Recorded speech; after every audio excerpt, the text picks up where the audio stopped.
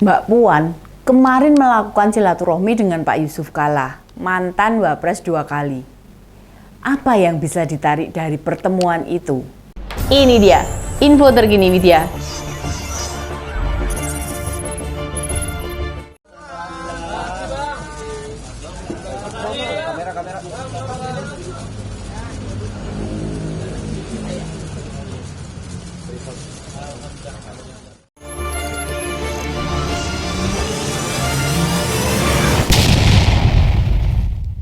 Pun sebelumnya Mbak Puan melakukan pertemuan juga dengan Pak Luhut. Kita tahu Pak Yusuf dan Pak Luhut itu kader dari Golkar, senior-seniornya Golkar. Bisa dibaca, ini upaya PDI Perjuangan mengajak Golkar non-Airlangga untuk mendukung capres PDI Perjuangan, Pak Ganjar Pranowo. Mau bagaimanapun, PDI Perjuangan itu melihat bila hingga 5 bulan sebelum Pilpres, partai berwarna dominan kuning ini punya peran penting dalam politik nasional. Sedangkan sikap Pak Airlangga mengarahkan dukungan ke Koalisi Indonesia Maju. Di Koalisi Indonesia Maju tidak ada progres yang signifikan. Sudah banyak yang paham, Pak JK ini lebih mendukung capresnya mana. Faktanya, Koalisi Amin kayak menemui tembok besar. Tidak kunjung memperbaiki elektabilitasnya. PDI Perjuangan sangat bisa memanfaatkan ini untuk terus memojokkan Pak JK bila keputusannya mendukung Pak Anies tidaklah tepat. Namun, itu tidak dilakukan sebab tidak ada gunanya. Lebih baik membuka komunikasi, menjalin jaringan, memberi opsi untuk melemparkan pengaruh di DPP Golkar. Tujuan ini tidak dimaksudkan menggembosi Koalisi Indonesia Maju, terlalu remeh dan nista PDI Perjuangan melakukan itu. Justru malah sebaliknya, masih ada waktu bagi Golkar untuk realistis, untuk tidak egois dan memahami jika tantangan ke depan bangsa makin besar. Bagaimana mau mendukung Pak Prabowo bila visi besar Indonesia ke depan tak benar-benar difahami oleh Menhan? Bisa jadi bila usia Pak Prabowo 20 tahun atau 15 tahun yang lalu, kita bisa berharap.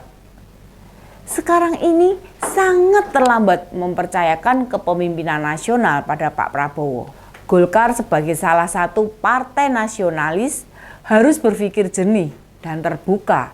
Tidak ada opsi lain kecuali cabut dukungan dan merapat mendukung PDI Perjuangan. Usai mereka berkoalisi dan terakhir Demokrat merapat ke Indonesia Maju, tidak terjadi perkembangan apapun di sana. Jangankan progres, siapa calon pendamping Pak Prabowo? Kita tidak tahu.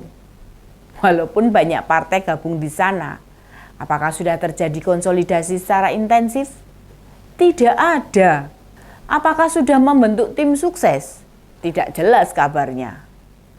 Apa yang mau diperjuangkan Pak Prabowo? Masih samar dan belum terlihat. Sebenarnya kondisi Koalisi Indonesia Maju dengan Koalisi Perubahan 11-12 mengalami kebuntuan dalam menyongsong kontestasi. Bandingkan dengan koalisinya pendukung Pak Ganjar. Di PDI Perjuangan sendiri, sosok cawapres sudah mulai mengerucut antara Bu Khofifah dan Pak Mahfud. Walaupun nama lain bisa di detik terakhir munculnya. Lalu itu tim suksesnya telah terbentuk dengan nama Tim Pemenangan Nasional atau TPN. Dikomandoi Pak Arsyad Ar-Rasyid. Anggota tim juga sudah mulai terisi. Di antaranya ada Pak Andika Perkasa, Mbak Angela, Tuan Guru Bajang, Pak Hasto, Pak Beni Ramdhani, serta nama-nama lain yang sudah senior. Di Koalisi Perubahan memang anggota tim sudah ada. Tapi mereka buntu mencari sosok yang memimpin tim itu. Mungkin kita bisa sarankan, Baja Timnas Amin diketuai Pak Rizik, Pak Rocky Gerung, Pak Gatot Nurmantio, atau malah Pak Novel Bakmukmin. Tawaran jadi nakoda di Baja Timnas Amin rame-rame ditolak banyak-banyak tokoh senior.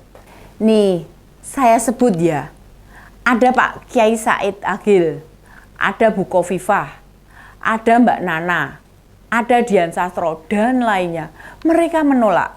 yang menolak mentah-mentah tawaran masuk Baja Amin. Mungkin Bu Mega melihat banyak partai bergabung ke koalisi itu sekedar berkelompok, mendukung tapi tidak punya rumusan visi yang jelas. Bisa disebut kunjungan Mbak Puan menemui senior Golkar sebagai tawaran mendukung Pak Ganjar yang lebih merealisasikan visi bagi kemajuan Indonesia. Paling tidak kita menimbang, sebenarnya siapa sih yang serius memikirkan rakyat? Semua elit PDI Perjuangan bergerak. Mbak Puan mendatangi tokoh-tokoh senior. Pak Hasto konsentrasi ke dalam, memandu pergerakan tim. Lalu Pak Ganjar sendiri mengkonsolidasi mereka. Oh iya, kemarin Pak Ganjar sowan ke Kiai Said untuk meminta nasihat. Beliau ditemui dan diantar hingga keluar rumah. Ini kan makin menyiratkan dukungan Kiai Said ke Pak Ganjar. Padahal sebelumnya elit PKB mengatakan beliau salah satu kandidat ketua tim Baja Amin. Gambaran seperti ini perlu kita bedah agar masyarakat paham sebenarnya siapa yang benar-benar memikirkan mereka. Dan di koalisi PDI Perjuangan itu, rapat bersama partai pendukung juga dijalankan. Terbukti mereka terus menyelesaikan persiapan, bukan hanya melengkapi anggota tim sukses, namun juga menyelesaikan visi misi yang akan jadi pegangan Presiden jika terpilih nantinya. Bertemu Pak JK dan Pak Luhut menyiratkan keseriusan PDI Perjuangan menjaga kedamaian dan mengajak membangun Indonesia dengan peran masing-masing. Kayaknya PDI Perjuangan tidak mau berjuang sendiri, apalagi harus mengulang peristiwa terpecahnya masyarakat seperti 2014 dan 2019. Energi masyarakat habis untuk terpecah belah. Bagi koalisi lain, memperjuangkan capres itu semacam harga diri. Ini bedanya cara menghadapi Pilpres antara koalisi PDI Perjuangan dengan koalisi lain. Untungnya pada 2 Pilpres sebelumnya, Pak Jokowi yang menang. Sehingga percepatan terus meningkatkan daya saing Indonesia di mata dunia bisa direalisasikan. Entah apa jadinya, bila waktu itu bukan Pak Jokowi yang menang Pilpres. Indonesia bukan hanya melambat, namun perpecahan di masyarakat makin menjadi. Demikian info terkini Widya, sampai ketemu lagi di Ini Dia, info terkini Widya selanjutnya. Salam cerdas. Ini dia, info terkini Widya.